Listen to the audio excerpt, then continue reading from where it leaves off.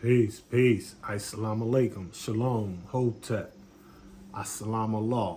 Peace to the gods and goddesses on the face of the planet Earth, covering 196,940,000 square miles. I'm your brother in the struggle, Brother Minister Alifullah. And today, family, I would like to share with you some information from the Most Honorable Elijah Muhammad's teachings. And remember, as I always say, only the messenger's message will guide us through this age of mess. Organized religions, pseudosciences, miseducation, political intrigue, economic greed, cultural wars. There's no limit to the technology that has engulfed the planet Earth. But more importantly, this form of technology has also affected or infected the literal brains or the mind of the masses.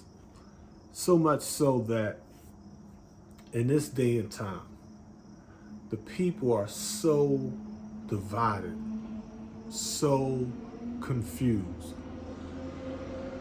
We live in a world that is full of contradictions.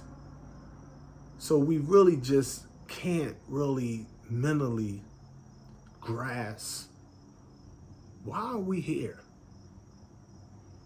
What is the purpose of life? What is all this for? I mean, the good, the bad, the ugly. What is it all for? The positive forces, the negative forces, the neutral forces, the protons, the electrons, the neutrons, the animals that hunt, the animals that run, the animals that hide, the animals that try to blend in. What is it all for? What is the common denominator of this experience that we call life-death? We can't call it life because we wouldn't know it was life unless we knew death. Your body cannot have good without bad. I mean, you don't have blacks without whites. You don't have men without women. You don't have someone that's old unless somebody's young. You can't say he's rich unless someone's poor. You can't say that you're going to heaven unless you've been to hell. You can't say you believe in God unless you believe in the devil. So we're in a world of technology. The Honorable Elijah Muhammad pieces all of this apart. And he takes us back in what we call motion, what many call time. Because he teaches us that time is created by motion. He teaches us that in order for time to exist, something must be in motion. Now, we know we live on a planet that is rotating 1,037 and 1/3 miles per hour on her axis. And she's tilted 23.5 degrees to the plane of her axis. And we have a planet that's 24,896 miles in circumference. So we can extract from that motion 23 hours, 56 minutes, and 46 seconds, or what we call a 24-hour day. Time is created by motion. The Honorable Elijah Muhammad in 1972, he explained to us that if his hand is in this position and he moved his hand from this position to this position, you can calculate that motion and then you can extract the time. But when an atom is vibrating, that is the first consciousness or the first concept of what we call space-time. That tiny hydrogen atom, that first pulse from the mental into the material is what sparked time. Prior to the darkness of space producing the atom of life, there was no such thing as time. So we say that God was when time was not. God is eternal, infinite, and absolute. We call God in the spiritual sense. Al-Khaliq and Abrik are the creator of all creation. Scientists would like to refer to it as energy. In the Nation of Islam, we prefer to use the term the mind. And I point to the human brain, but when I say mind, the mind, unlike the physical brain is absolutely limited. We can weigh it. It has length and dimensions. It has width. It has weight. It takes up space. So the brain is extremely fragile. That gray matter is extremely limited. But the energy is unlimited. The creator is unlimited. The mind is unlimited. God, the creator, is unseen. Energy is unseen. The mind is unseen. The creator has no beginning nor ending. Energy has no beginning nor ending. The mind has no beginning nor ending. So when you hear people in the religious realms, and it's like 4,000 plus different religions out there with 4,000 different gods out there, but they're all talking about the same thing, just in a different way. They're all talking about that creative force they call Yahweh, Jesus, Allah, Buddha, Krishna, whatever nomenclature you want to use. Scientists, depending on what country they're from, what language they're speaking, in the English language, they call it energy. In the spiritual science of Messenger Elijah Muhammad's teachings, we like to just keep it real simple, because we don't see a conflict in the religious and the scientific realm.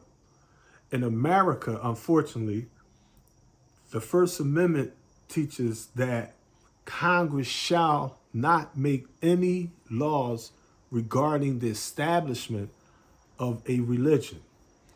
But the Constitution does not tell us what a religion is.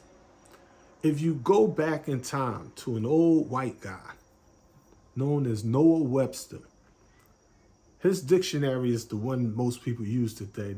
That's the Webster's Dictionary. Noah Webster Dictionary, is where we use our bastard language of English from. So it's hard to really convey an idea from the mental into the physical, or take it from the brain and bring it out of the mouth, traveling 1,120 feet per second at the rate and speed of sound. I have to use my hard and soft palate, my lips, my tongue, my teeth, to articulate these concepts. So when I say these things to you, do not take them hook, line, and sinker. You have to piece them apart. You have to do as the messenger said, in order for you to get the big picture, the whole picture, in order for us to understand mathematics or true spiritual science, or Islam as we call it, we have to look at the fraction. And once we understand the fraction, then we can get to the whole. From the fraction, you get the whole number, you see? If you have a whole pie and you cut it in half and you give one half to Susan and one half to Billy, now Susan has half a pie. Mathematics, she has 50% of that pie. She don't have a whole pie. Billy got the other half, you see? And you can cut it again and give out you can give out quarters of that same pie. We understand this on the street level when it comes to drugs. I mean, we understand the different calibers of guns. We understand the different horsepowers of engines of different cars. We understand a 10 speed is different from a bike that has no speed. We understand a moped is different from a motorcycle. We understand that an airplane can't travel as fast as a jet. There are degrees in nature. The Holy Quran teaches us there are degrees with the God. Allah. So in 1972, the Honorable Elijah Muhammad, when he explained to us that Islam is mathematics and mathematics is Islam, he explained to us that in order to build to the whole number, we have to start with the fraction. This is the way of the gods. This is the sunnah of al-Khaliq, or the creator, or energy, or the mind. Complicated thoughts of today came from one thought.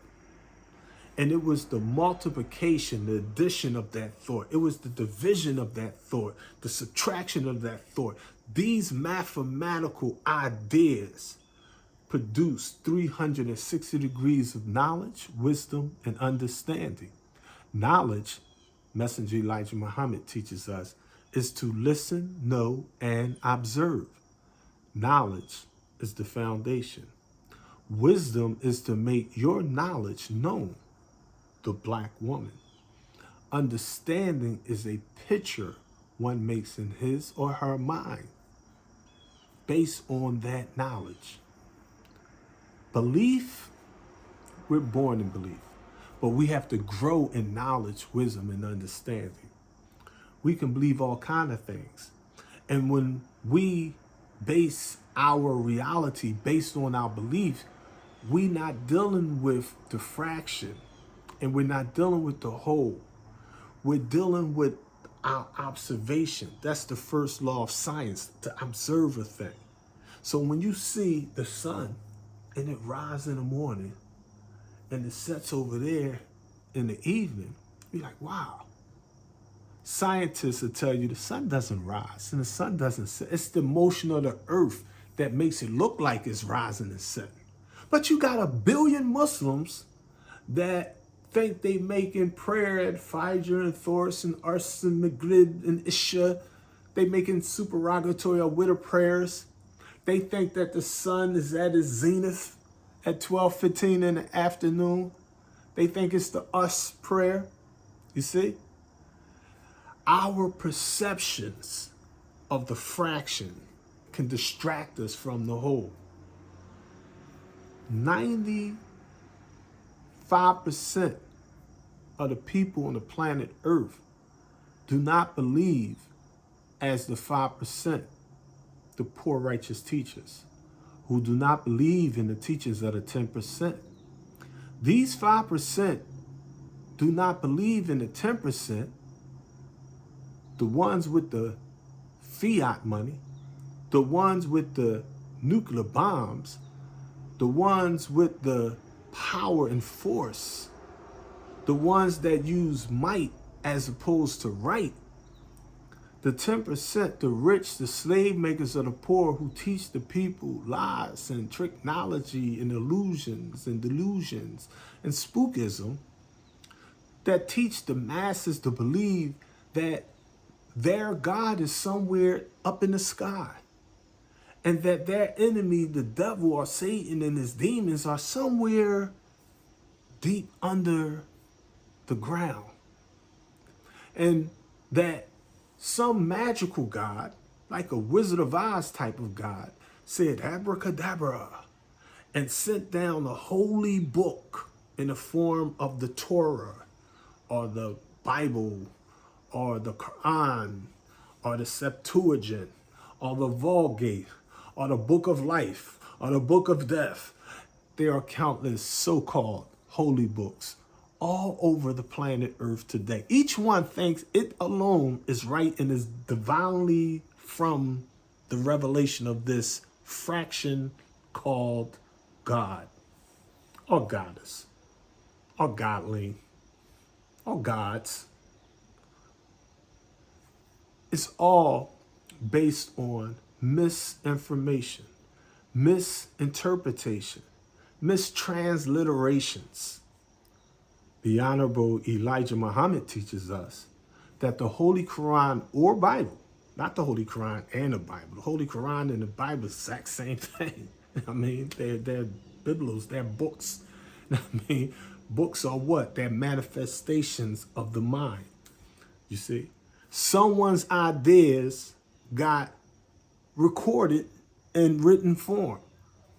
It could be in this country or that country. It could be over there in Sumer, in Iran, in Iraq, in Egypt, in the United States of America. But you know, intuitively, instinctively, your nature tells you that if you see a physical book on a physical planet, it had to come from some physical human being. There are no physical animals that can write that book. There are no physical trees or fish or birds or atoms that will write that book.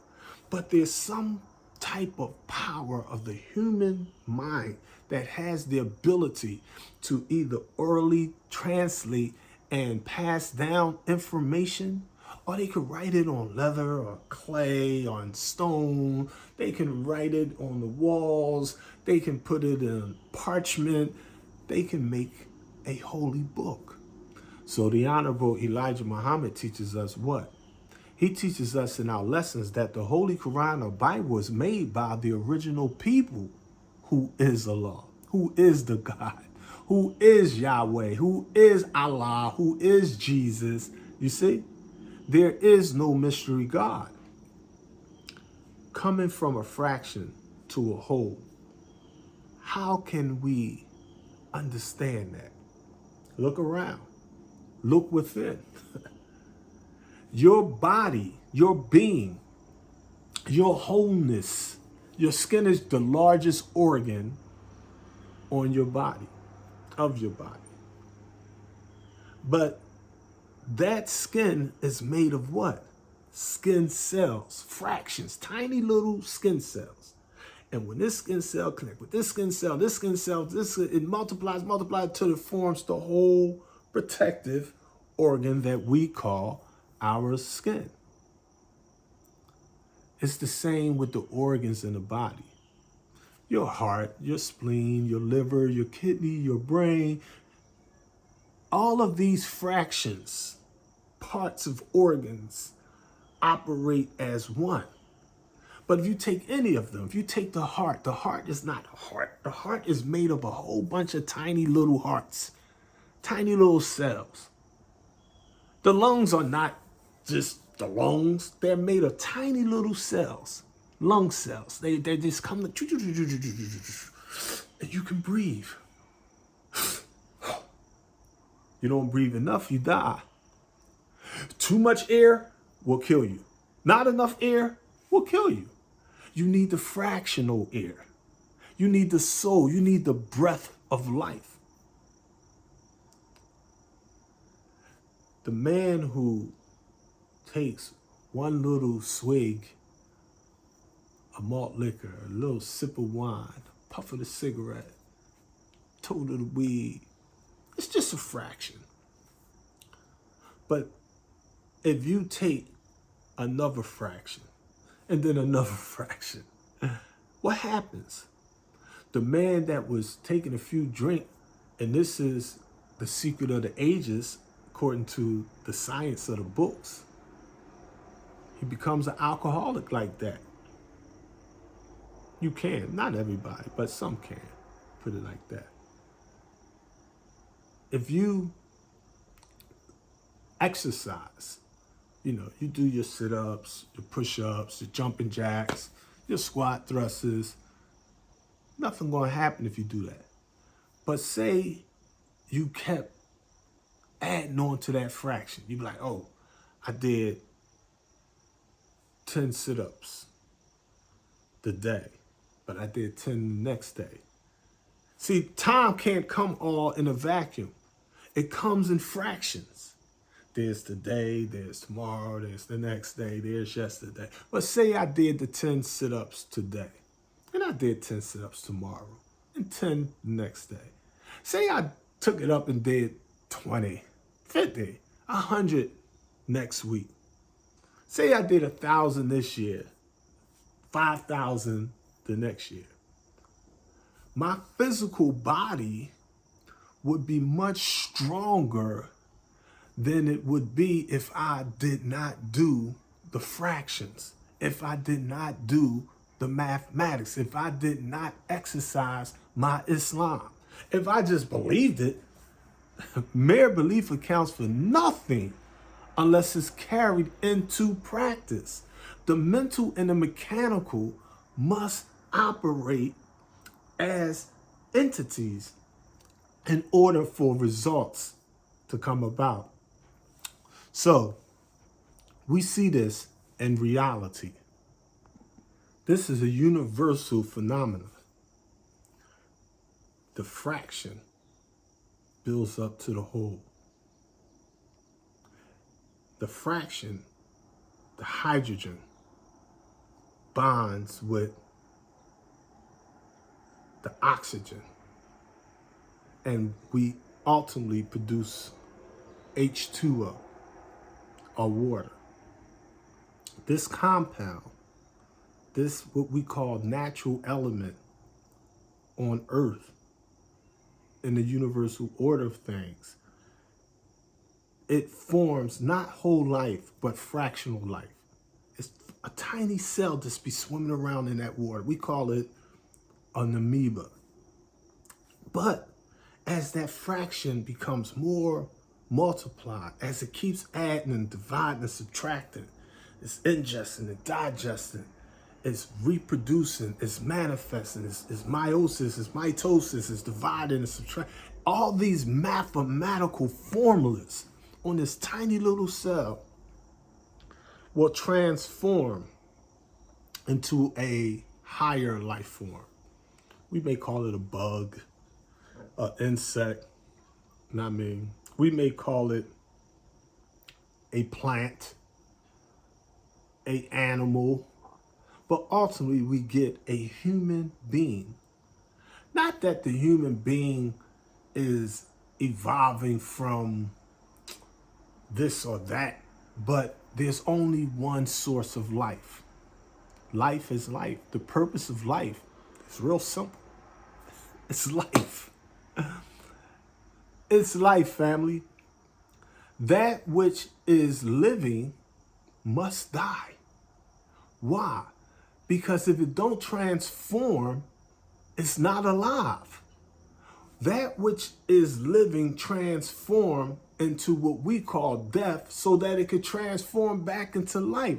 Not that some magic or ghost or spook and spirit comes out of not that the physical dead is going to live again somewhere else. No, it's to understand it like this, family. In reality, there's no such thing as life or death. Those are concepts that we use to try to understand and make sense of the fractional portions of life. We're here. We see in this stage of the fraction, we're just swimming around in the water. We're just in the vegetables. But when Daddy takes us in, we now in Father. And when Father makes love or reproduces with Mother, we're now inside Mommy. But ultimately, we come out of the darkness into the light, fractional, polarity. Now we're just this little baby. But we used to be sperm mixed with ovum. We was in our mother's uterus. We was in the water of the atmosphere. We was in atomic form in the darkness of space where their fractions were so tiny that we said that we're here. We're somebody from nobody. But when something is doing no thing, we consider it no thing. But it's something in that darkness. There sparked an atom of life. And you are from that atom. You are that atom or Adam or the original man, the world man, the Asiatic man, the Asiatic black man, the maker, the owner, the cream of the planet Earth, God of the entire universe. the entire universe, not just your block, not just your religion, not just your house, but beyond the sun, beyond the stars, beyond the darkness of space-time. It's the power of your mind. You just don't know who you are. From that fraction, once we find the common denominator, we get to the whole. It's like a puzzle. Imagine opening up the box and you see all these broken up little pieces. You're like, what is this? I mean, it's like, man, I can't figure this out. I'll be here all day. That may be true.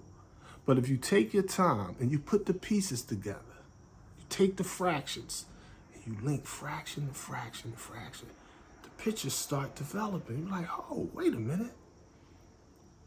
Man, it's got black, brown, yellow, red, and white people on Earth. Males and females on Earth. Who is the original? You see? And in that concept is the solution to the riddle of how you get from a fraction to the whole. The common denominator. Life. Life, family. Carbon-based life forms. You, me, we, us. We came from the invisible, the unseen, and we vibrated at such a rate that we're now seen. Ultimately, we're going to die. Our vibrations are going to change. And our bones will return to the stones.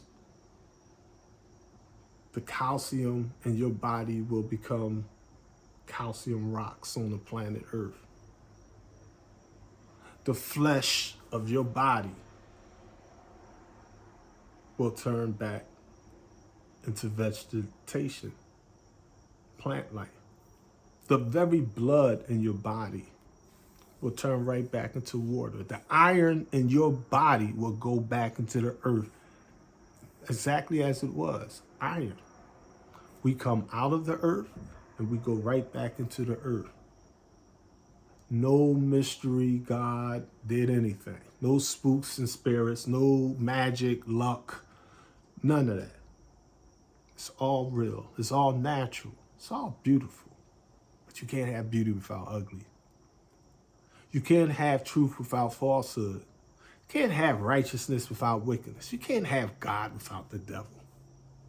You can't have protons without the electrons. You can't have positive without the negative.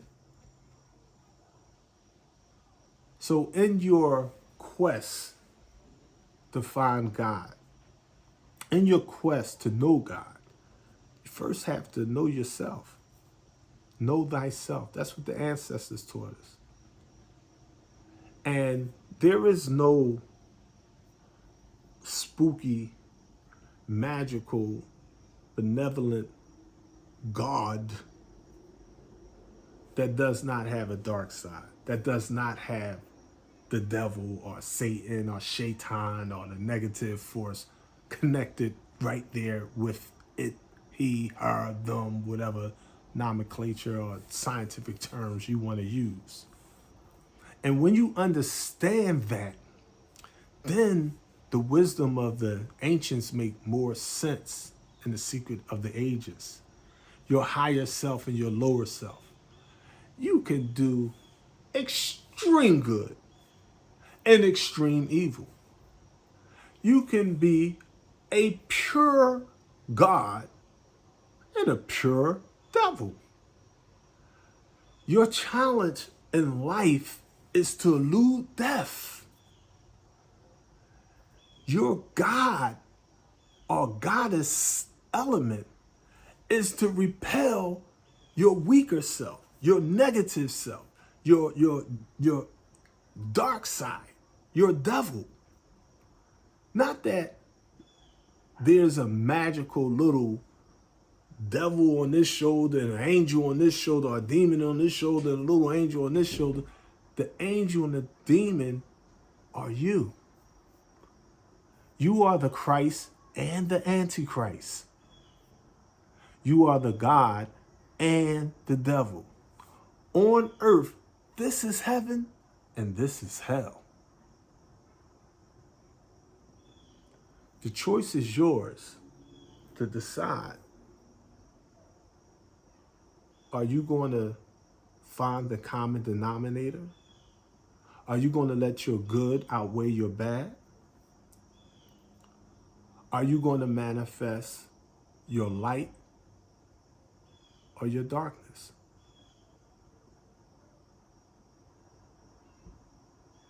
The fraction goes to the whole. The choice is yours. Remember, only the messenger's message can guide you through this age of mess. Peace and love, family. Peace.